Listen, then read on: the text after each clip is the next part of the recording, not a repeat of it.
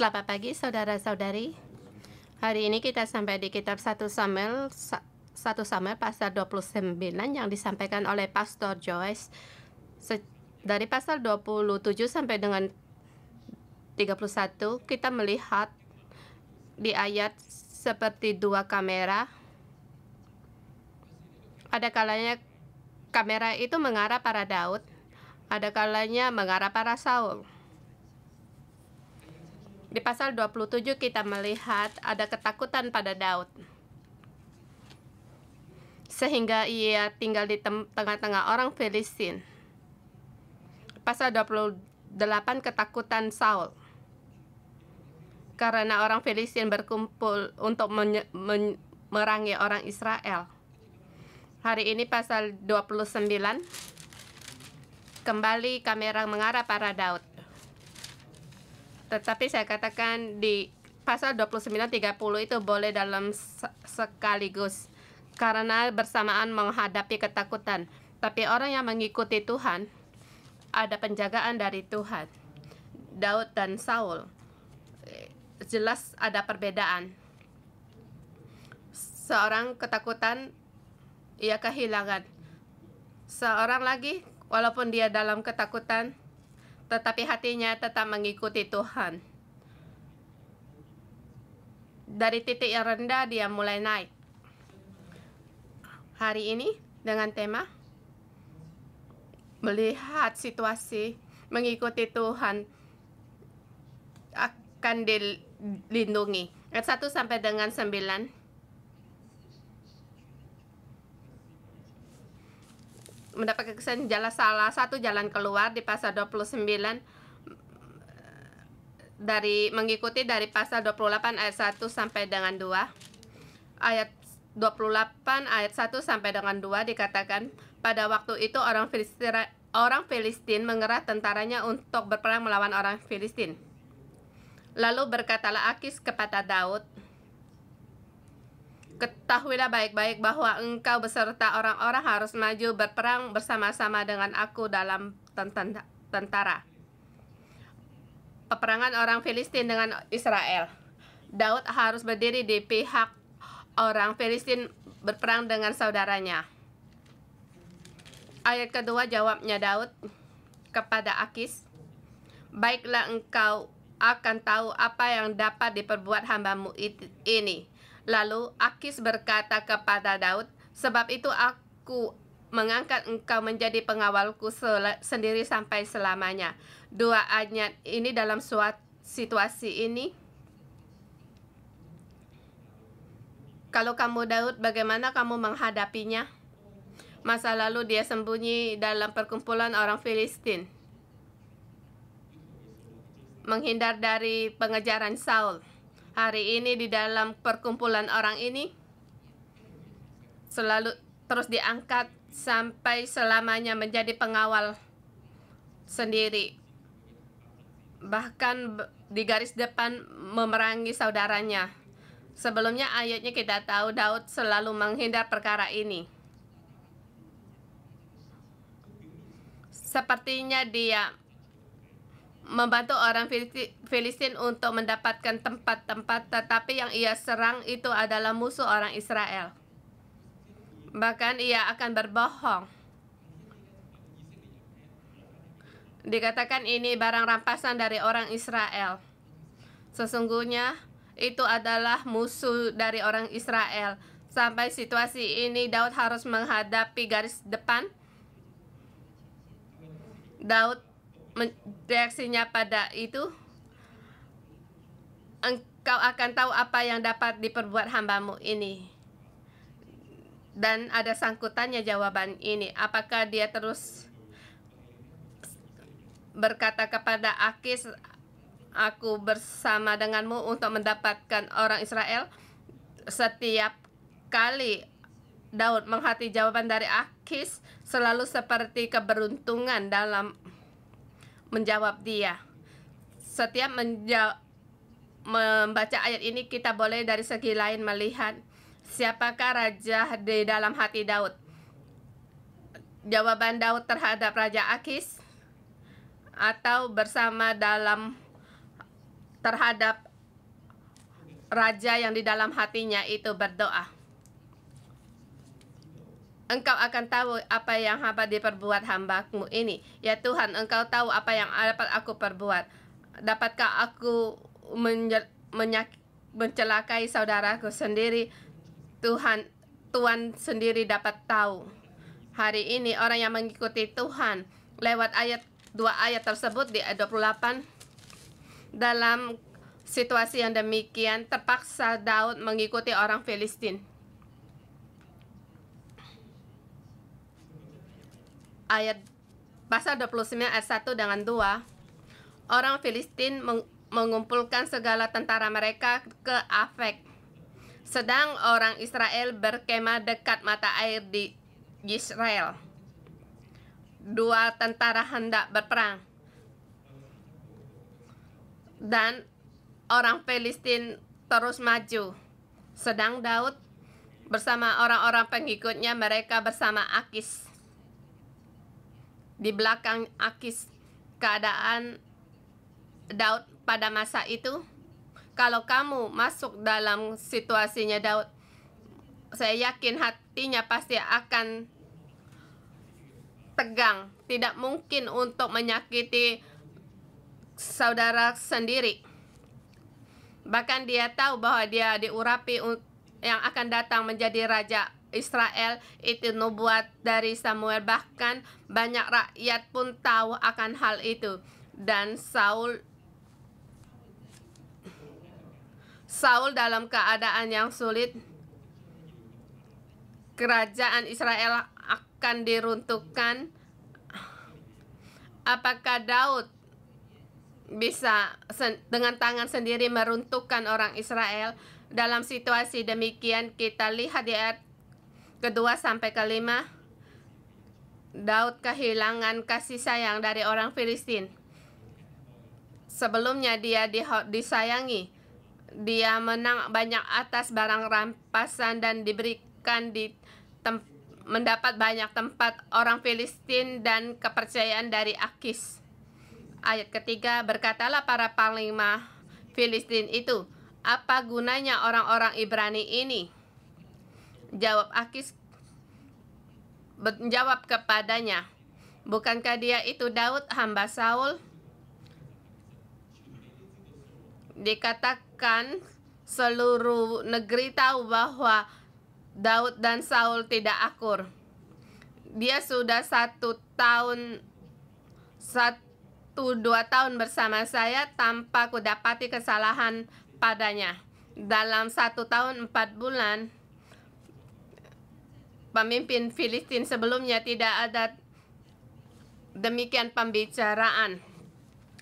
Pada saat itu dia timbul kesusahan dan berkata, suruhlah orang itu pulang supaya ia kembali ke tempatnya yang kau tunjuk kepadanya. Jangan ia pergi berperang bersama-sama dengan kita, supaya jangan ia menjadi lawan kita dalam peperangan. Dan di ayat ini dikatakan di ayat Samuel pasal 14, sebelumnya ada orang Ibrani berperang bersama orang Filistin. Pada saat Yonatan di medan perang itu, Tuhan turun tangan, orang Filistin memerangi orang Filistin sendiri, saling membunuh. Dan orang Ibrani mengikuti Saul dan Yonatan, menjadi kegagalan bagi orang Filistin. Jadi panglima orang Filistin tidak membiarkan dia untuk berperang tidak memberikan orang Ibrani bersama dengan mereka berperang. Kita tahu Akis seperti ditutupi, sejarahnya tidak menggagalkan keputusan Akis dalam pemerintahannya. Tetapi para panglima Filistin tidak membiarkan perkara ini, bahkan mereka di situ, ia dengan apa menyukai hati tuannya Saul, yaitu dengan memberi kepala-kepala orang-orang lain ini, dan kembali mereka membuat kesalahan. Ayat kelima. Bukankah dia itu Daud bernyanyi secara berbalas-balasan sambil menari-nari? Demikian Saul mengalahkan beribu-ribu musuh, tetapi Daud berlaksa-laksa. Yang mengatakan Daud yang membunuh Goliat. Saat ini kasih sayang kepada Daud seluruhnya hilang. Sepertinya dia dihormati oleh orang Filistin. Kita tahu orang Filistin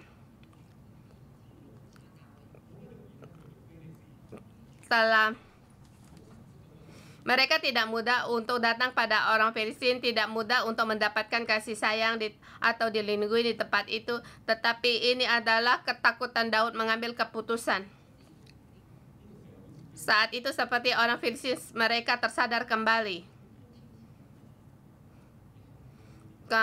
Kalau kamu adalah Daud, apa yang bisa kamu lakukan?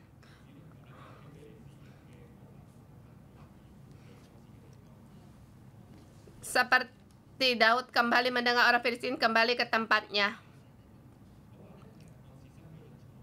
Saya katakan ia kehilangan kasih sayang. Salah satu jalannya, seperti yang dikatakan tadi, kalau Daud pergi berperang, ia akan melawan orang Israel. Kalau disampai medan perang, ia berkata, aku tidak berperang. Akan menjadi kecurigaan bagi orang Filistin. Hanya satu jalan, yaitu orang Filistin menyuruh dia untuk tidak pergi dalam peperangan. Saudara semua, adakah kalian mengalami sepertinya kehilangan kasih sayang, seperti kehilangan pelindungan, tetapi Tuhan ada satu jalan keluar yang disediakan oleh Tuhan. Kamu kira jalan di depan itu buntu, tetapi sesungguhnya itu pelindungan Tuhan. Pada saat kita mengikuti Tuhan, Tuhan akan melindungi kita. Dan saya ingat waktu di tempat kerja, saya pun mengalami demikian. Satu hari dalam pekerjaan, atasan saya memberi saya satu tugas. Dia menyuruh aku untuk menghubungi perkumpulan untuk latihan bagi pemimpin. Pada saat itu di sekolah saya tidak ada tentang keagamaan. Waktu itu saya orang Kristen dan atasan saya juga orang Kristen, dan saya selalu membantu dia untuk menyelesaikan masalah. Dan kali ini tugas ini sesungguhnya sangat bertolak dengan hati saya. Saya bertanya, bukankah Tuhan kamu di tempat kerja kamu melindungi aku? Rupanya ada seorang perkumpulan yoga, tidak tahu dari mana datangnya iklan, dan rekan saya berkata, kegiatan ini sangat bagus, sangat baik. Saya tidak mengerti, kita pun orang Kristen, mengapa kamu mengira kegiatan ini sangat baik? Dan saya pun harus mengambil satu keputusan. Apakah saya langsung berkata kepada dia atau menyalahkan dia? Aku tidak sanggup berbicara demikian, sebab di tempat kerja dia atasan saya. Dan apa yang harus saya lakukan? Seperti tidak ada jalan keluar. Dan saya mengikuti keinginannya untuk mendirikan kegiatan ini. Saya tahu ada kehendak Tuhan.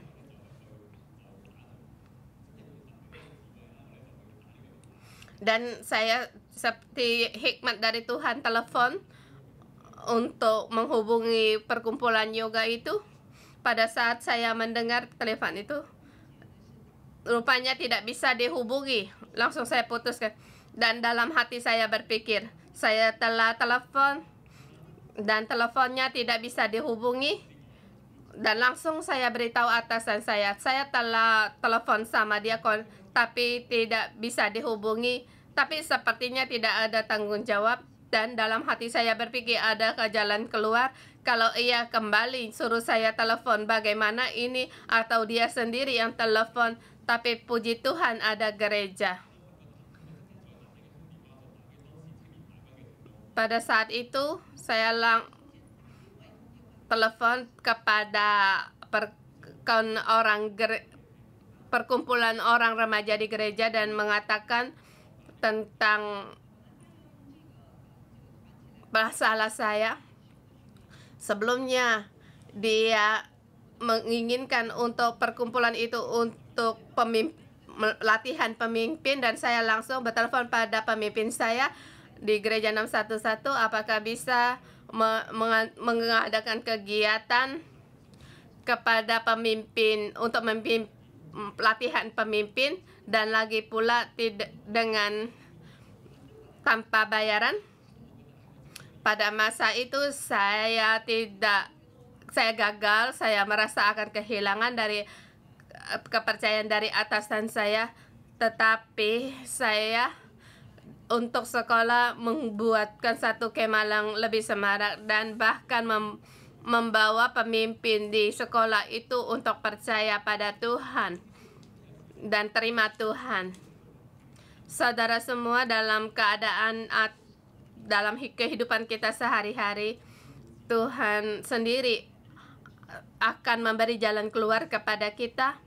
Atau adakah kamu mengalami di tempat kerjamu mengalami kesusahan?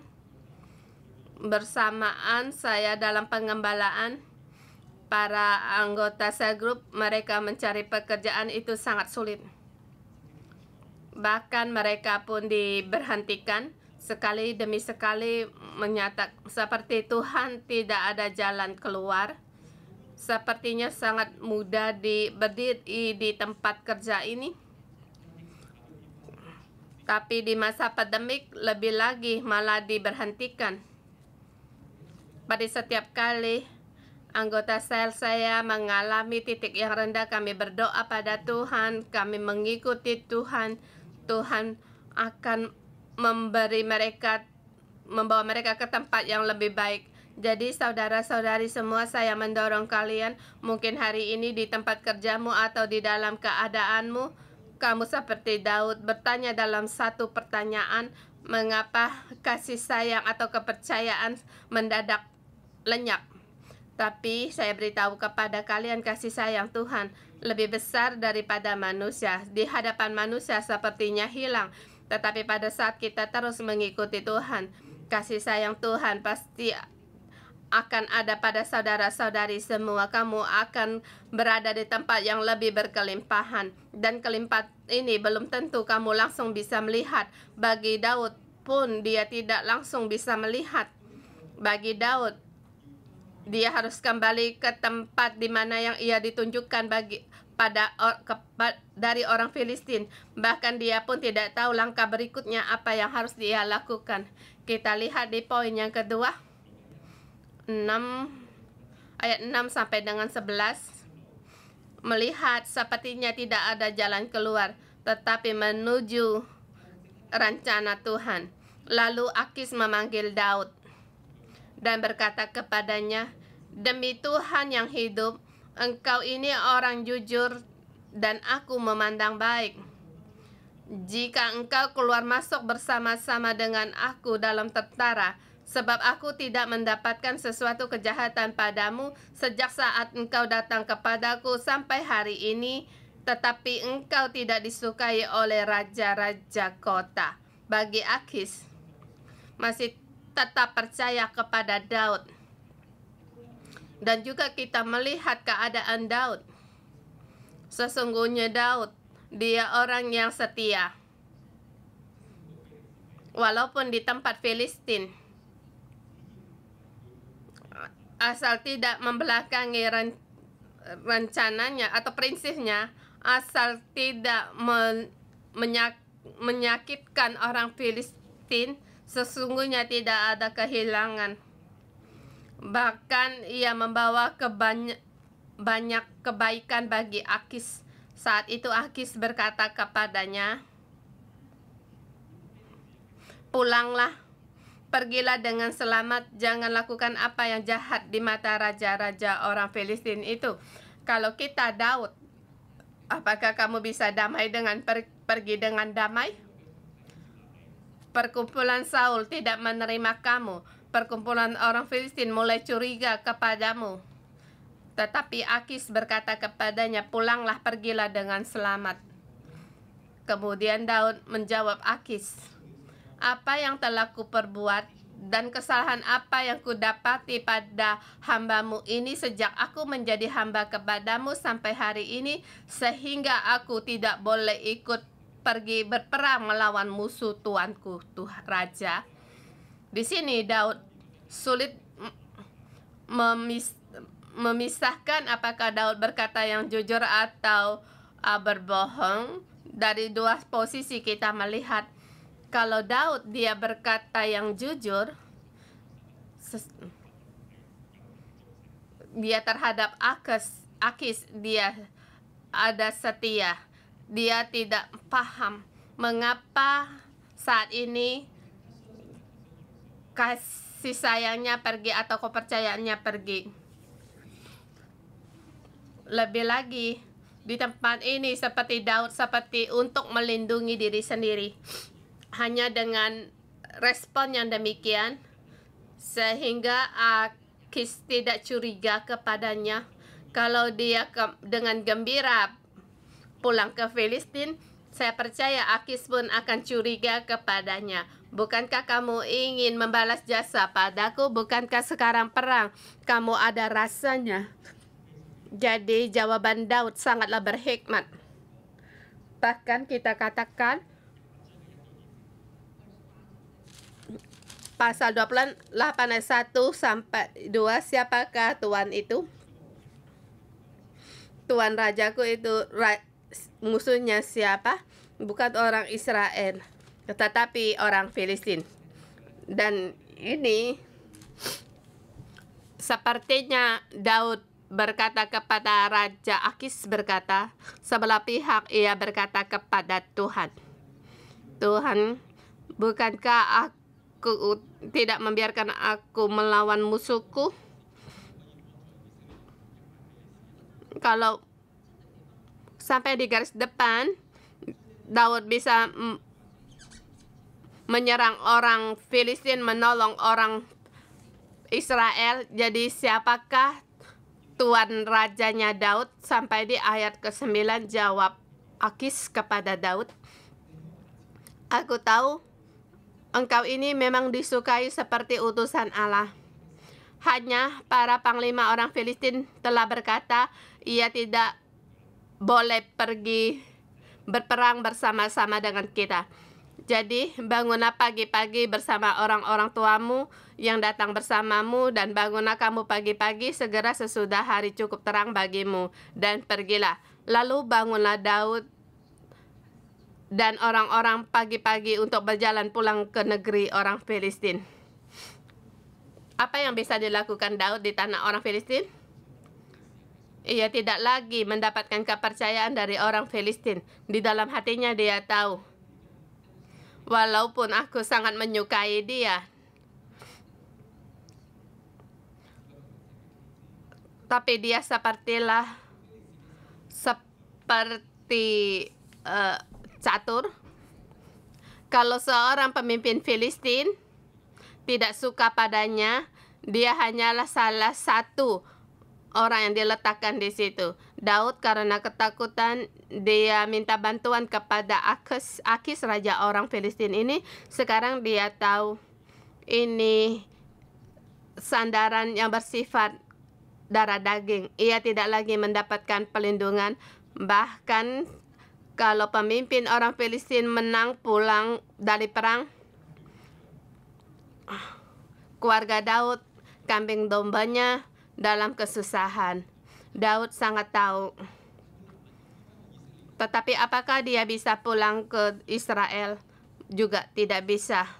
Walaupun saat itu dia kembali, pengejaran Saul terhadapnya tidak berhenti. Dan ada kemungkinan dia tinggal di tempat Filistin dengan cukup panjang waktu. Orang-orang Saul dan Israel apakah bisa menerima Daud? Sepertinya tidak ada jalan keluar, dan Setelah ayat ini kita tahu Daud perlahan-lahan masuk dalam rencana Tuhan di dalam hidupnya, takdirnya, yaitu untuk menjadi Raja Israel. Dia harus menjadi Raja Israel. Kalau kamu melihat sampai di pasal 30, dikatakan karena dia tidak maju berperang, dia kembali di tempat yang ditunjukkan kepadanya di Ziklag. Sampai di pasal 30, keluarganya baru mendapat perlindungan. Bahkan sampai di pasal 31, pada saat Saul mati, bersamaan harta dari orang Daud diberikan kepada orang tempat Yahuda. Ini menunjukkan bahwa Daud menjadi raja. Tapi pada saat ini apakah Daud melihat? Daud tidak melihat. Kita bisa melihat karena kita membaca Alkitab. Sesungguhnya Daud menuju takdir hidupnya dari Allah. Dan proses ini seperti sembunyi-sembunyi terus maju bukan dengan usaha, dengan kekuatan Daud meraih. Kalaupun demikian, Daud tidak akan sanggup, tetapi selangkah demi selangkah. Apa perbedaan Daud dengan Saul? Mengapa Daud menemui jalan ini bisa menuju pada takdir yang Tuhan beri kepadanya? Tetapi Saul, dia harus kehilangan segalanya. Sebelumnya ada jawaban. Ayat 8, Daud tidak muncul, tetapi dari mulutnya Saul ada mengatakan tentang Daud, yaitu 17:18. Katanya, Tuhan telah melakukan kepadamu seperti di firman-Nya dengan perantaraanku, yaitu Tuhan telah mengoyak kerajaan dari tanganmu dan tidak dapat memberikannya kepada orang lain, kepada Daud. Karena engkau tidak mendengar suara Tuhan dan tidak melaksanakan Tuanku yang menyala-nyala itu atas Amalek, itulah sebabnya Tuhan melakukan hal ini kepadamu pada hari ini.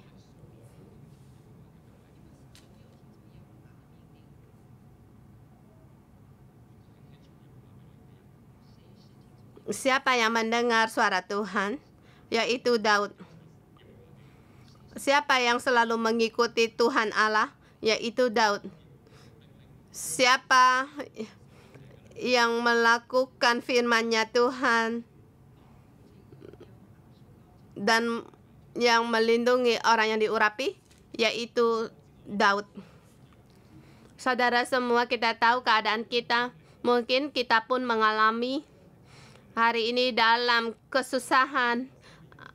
Ada kala mungkin kamu mengalami hilang kepercayaan atau kesayangan dari orang, atau tidak ada jalan keluar.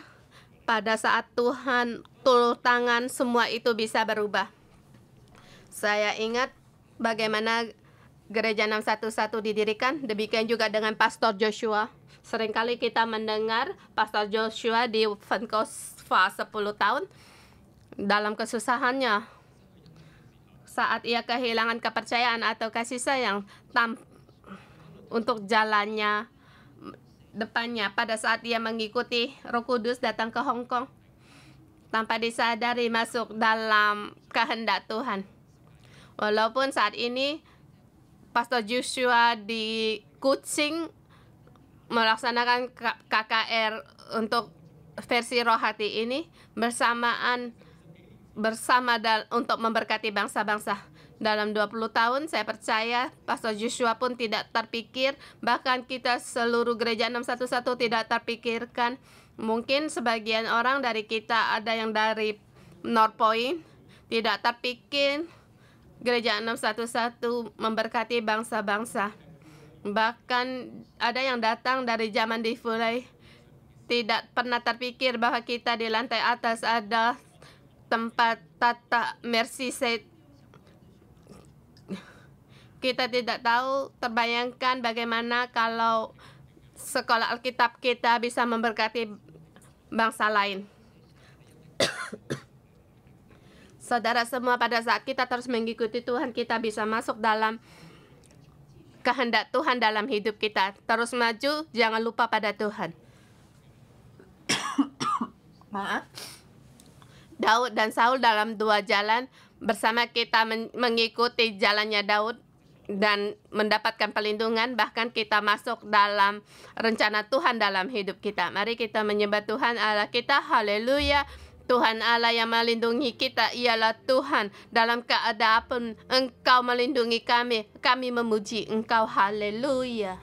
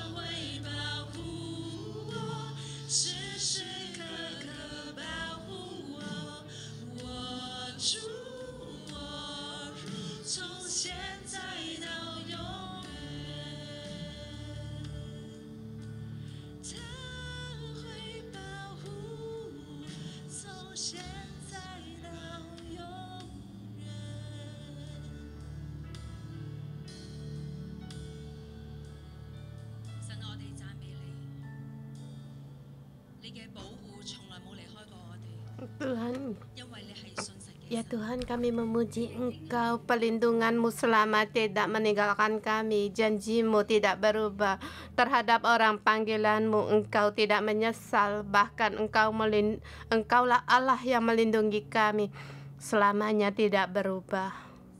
Ya Roh Kudus, mohon Engkau menuntun saudara-saudari kami, anak-anak Allah, masuk di dalam kehendak Allah. Roh Kudus, mohon Engkau menolong kami. Roh Kudus, mohon Engkau membimbing kami agar hidup kami tidak melihat keadaan, tidak melihat diri sendiri, tidak melihat keadaan, tapi melihat kehendak Allah. Seperti Daud, melihat kehendak Allah, seperti Allah sebagai tuannya, sebagai rajanya. Tuhan, saudara semua, adakah kamu menghadapi masalahmu seperti kehilangan kepercayaan atau kehilangan kasih sayang? Mungkin kamu kehilangan kesempatan untuk naik pangkat, menghadapi terminit, atau menghadapi kesusahan dalam pekerjaanmu, dalam hidupmu, dalam titik yang rendah. Seperti tidak ada jalan keluar. Hatimu penuh dengan curiga. Kamu merasa adakah jalan keluar? Adakah masih bisa tetap bertahan dalam keadaan yang demikian? Masih adakah jalan keluar hari ini lewat hidupnya Daud? Melihat kegiatan Daud dengan Allah, melihat keadaan Daud, melihat keadaan kita, melihat Allah berkuasa, Allah melindungi. Sepertinya tidak ada jalan keluar, tetapi rencana Tuhan tidak pernah berhenti. Saya mengundang saudara semua, kalian berdoalah keadaan yang kamu hadapi di mata orang sepertinya tidak ada jalan keluar. Kamu berdoa kepada Tuhan, sebab Allah berkuasa. Allah pasti akan menjaga, melindungimu.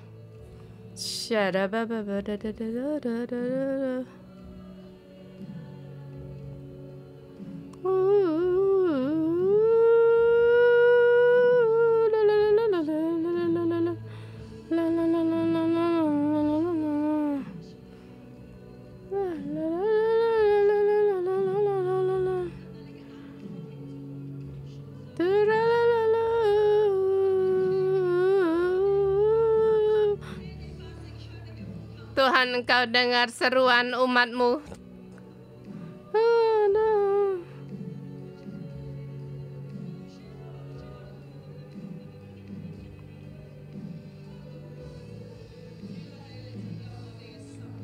Tuhan, hanya Engkau yang melindungi kami. Hati kami, Tuhan, seperti hanya melihat keadaan yang melihat kami. Ada kalanya kami tidak mengerti, kami tidak bersalah. Mengapa kami bisa disalahkan orang dan tidak mengerti kepadaku? Sepertinya ada kesalahan. Tuhan, pada saat kami memikirkan hal ini, sepertinya kami tidak bisa berbuat apapun. Tuhan, Engkau selamatkan kami. Selamatkan hati kami untuk kembali kepada Engkau. Tuhan, tolonglah agar kami melihat situasi ini hanya hal yang sementara dan akan berlalu dan akan berubah. Tuhan, hanya ada Engkau, segala sesuatu akan berubah. Tuhan, hari ini kami lepaskan hati kami, keadaan yang bisa kami andalkan. Tuhan, kami lepaskan yang di dalam hati kami seperti orang-orang yang bisa kami sandarkan. Tuhan, kami mengaku semuanya ini tidak bisa membawa kami di tempat yang damai. Bahkan Tuhan, kami mengaku semua ini hanyalah menurut sandarannya, menurut kedagingan. Tuhan, kami serahkan, dan walaupun mata kami sudah terbiasa memandang pada orang ini, dan hati kami selalu bersandar kepada orang yang bisa kami percaya. Tuhan, di dalam hati kami ingin memberitahukan kepada kami bahwa sekarang rasa aman dan damai. Tapi Tuhan, saat ini kami datang di hadapan-Mu Di hadapan bait suci-Mu Tuhan, kami serahkan semua. Kami serahkan sandaran kedagingan kami di dalam kami, Tuhan. Apakah ingin selalu mengandalkan seseorang atau ingin mengambil hatinya dia? Dia senang, aku akan senang. Kalau dia sedih, aku akan takut. Bahkan aku takut bersalah kepadanya. Setiap kelakuannya sangat membuat perasaanku saat ini, saudara semua, kita lepaskan semuanya itu. Karena orang ini bisa membuat kita tidak melihat kepada Allah. Satu orang tidak bisa melayani dua tuan. Hati kita tidak bisa melayani dua tuan. Hanya satu. Saudara-saudari semua, sentuhlah hatimu. Siapakah Tuanmu? Siapakah rajamu? Siapakah yang penuh di dalam pikiran kita? Bahkan siapakah yang sungguhnya yang berkuasa atas segala akal pikiran kita? Roh Kudus, mohon Engkau terangi kami. Karena kami merasa tidak ada salah. Kami sudah terbiasa mengandalkan semua ini. Kami merasa tidak bersalah. Roh Kudus, Engkau terangi hati kami.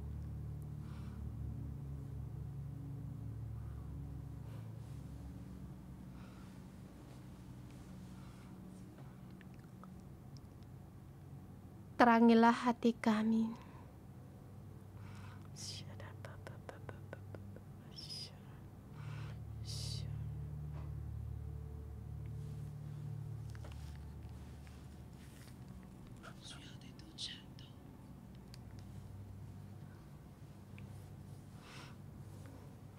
Orang ini, Tuhan, lepaskan. Kami serahkan kepadamu, ya Tuhan. Tuhan, hati kami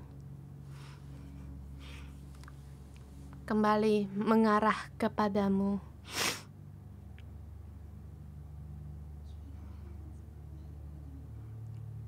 Tuhan, hanya orang ini, dia hanyalah manusia. Dia sama dengan aku, memiliki kedagingan. Dia akan berubah. Tetapi Engkau, ya Tuhan, tidak akan berubah. Yang dilihat oleh manusia itu hanya sementara. Sama dengan aku, kami tidak jelas melihat jalan yang masa depan kami. Kami tidak melihat jelas akan takdir kami. Hanya Engkau yang tahu, Tuhan. Terima kasih, Tuhan, agar kami tahu siapa sesungguhnya yang bisa menjadi yang bisa kami andalkan. Hanya Engkau ya Tuhan, tempat sandaran kami. Engkau yang menciptakan kami setiap orang. Engkau tahu jalan hidup kami. Engkau tahu setiap tahap, setiap waktu, bagaimana kami melewatinya. Tuhan, kami terima kasih.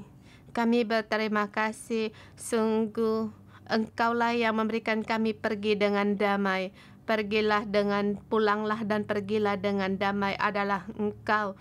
Damai sejahtera-Mu melebihi atas segala situasi, di luar dari segala yang dipikirkan oleh manusia. Tuhan, kami berterima kasih.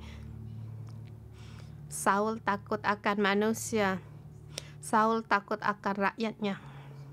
Saul takut kehilangan semuanya. Saul takut kehilangan jabatan rajanya. Dia tidak ada hubungannya denganmu. Raja di dalam hatinya adalah semuanya ini. Lembu kambing rakyat.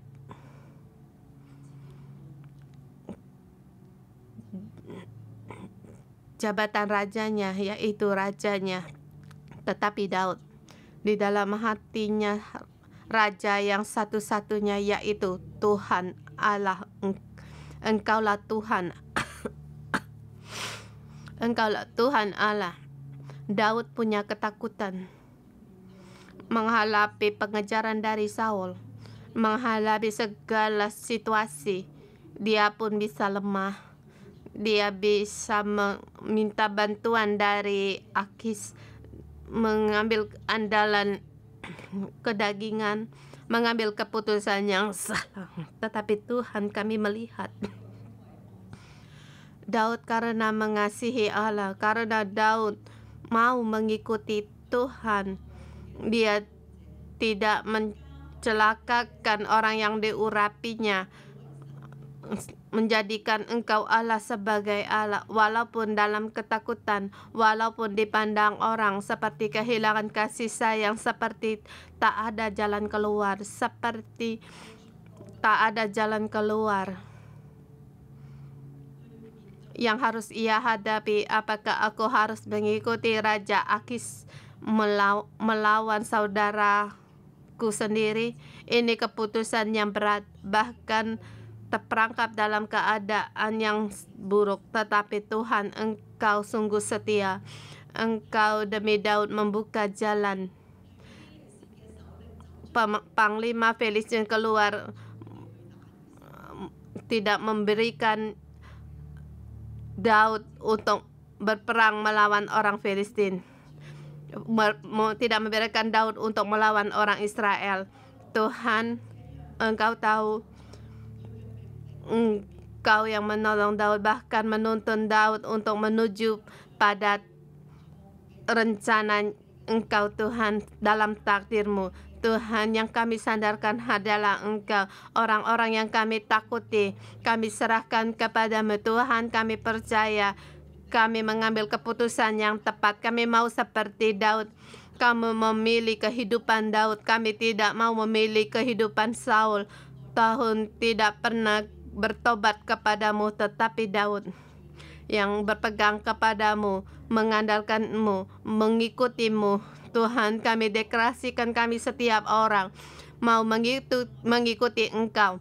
Di dalam hati, Raja di dalam hati kami adalah engkau. Mari bersama kita menyembah Raja kita, Tuhan Allah kita, dan juga Raja kita.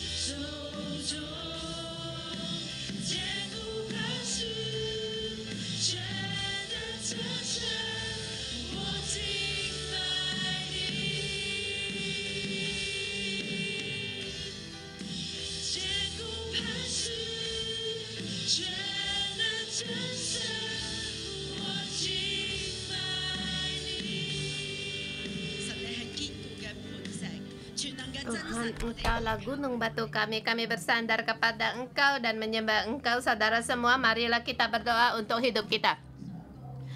Kita jamah hati kita berseru pada Tuhan.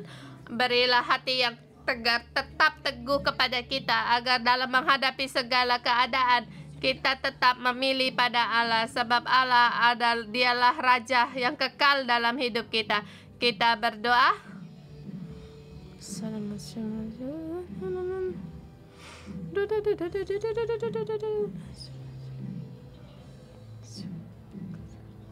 Hidup Tuhan, Engkau Raja dalam hidup, mengikuti Engkau.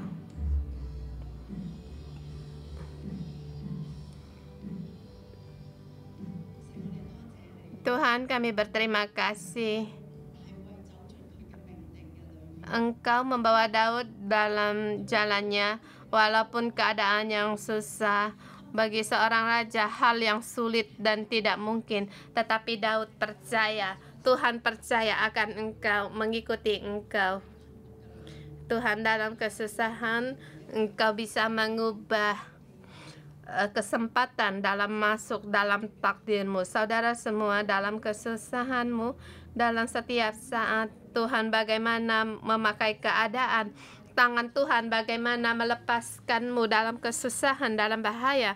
Bagaimana Tuhan masuk dalam nasib-Mu. Hari ini kamu berdoa, bertanya pada Tuhan, Tuhan, bagaimana jalan masa depan saya, takdir dalam hidup saya itu apa? Kamu dengar suara Tuhan. Tuhan, takdir hidup saya apa? Daud mau menjadi raja. Kita setiap orang adalah milik Allah. Kita setiap orang dipilih oleh Tuhan.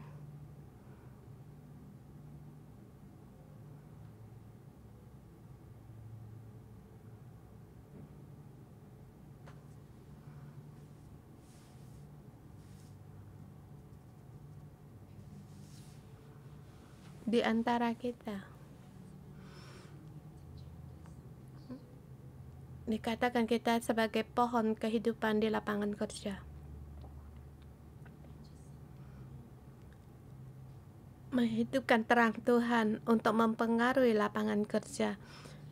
Kasih kebaikan Tuhan.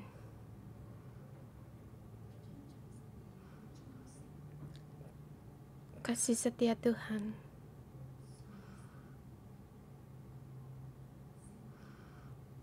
Kekudusan dibawa di lapangan kerja.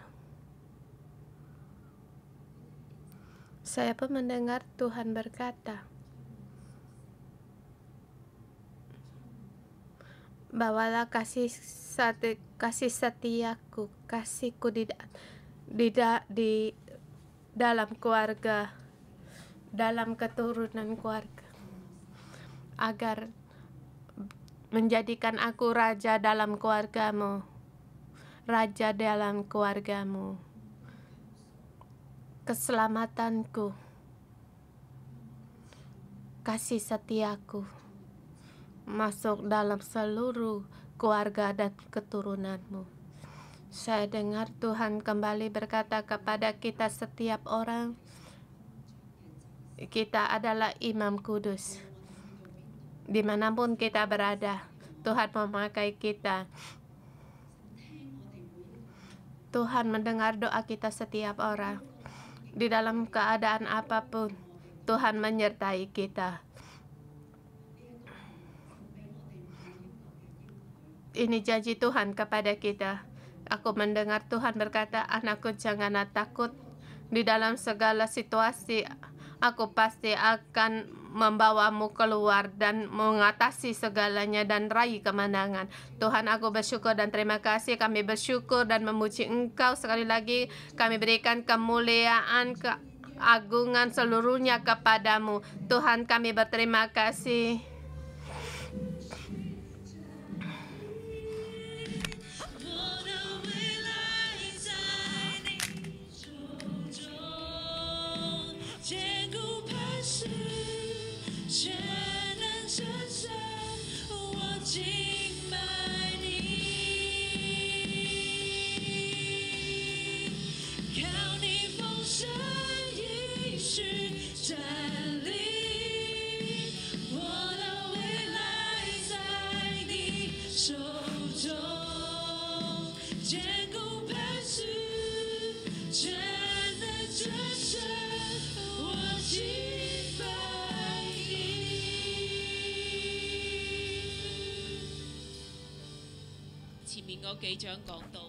Di ayat sebelumnya dikatakan Daud dia membuat rancangan terhadap hidupnya sendiri. Di pasal 27 dikatakan, bagaimanapun juga pada suatu hari aku akan binasa oleh tangan Saul. Jadi tidak ada lebih baik bagiku untuk meluputkan diri ke negeri orang Filistin. Di sini Daud membuat rancangan terhadap hidupnya sendiri. Di situ dia mencari pada Raja Akis. Pada saat dia tidak membuat rencana, Tuhan melindungi dia. Pada saat ia ketakutan mengambil keputusan,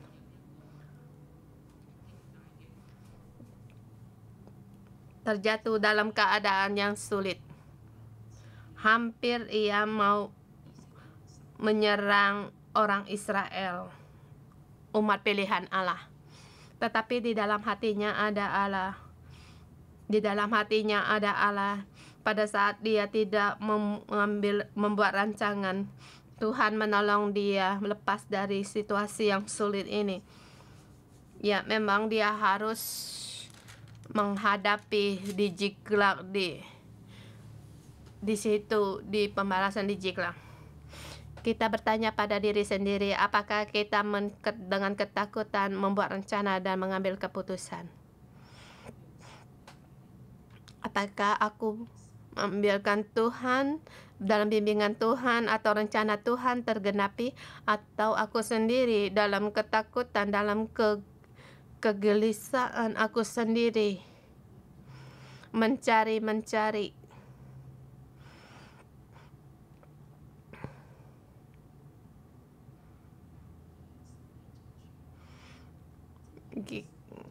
kita berikan Tuhan sebagai Tuhan dan sebagai Raja, biar sebab jalan Tuhan melebihi mengatasi jalan kita, sebab Dia Allah, Dia yang menolong.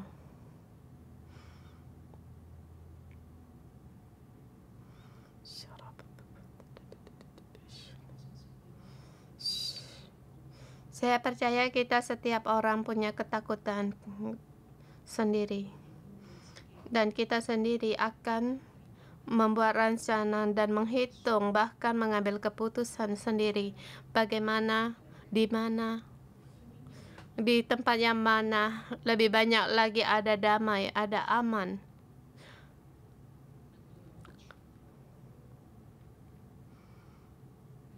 Tapi hari ini kita beritahu kepada Tuhan, ya Allahku, aku berikan Engkau sebagai Tuhan di dalam hidupku. Aku mengikuti Engkau. Aku mengikuti Engkau.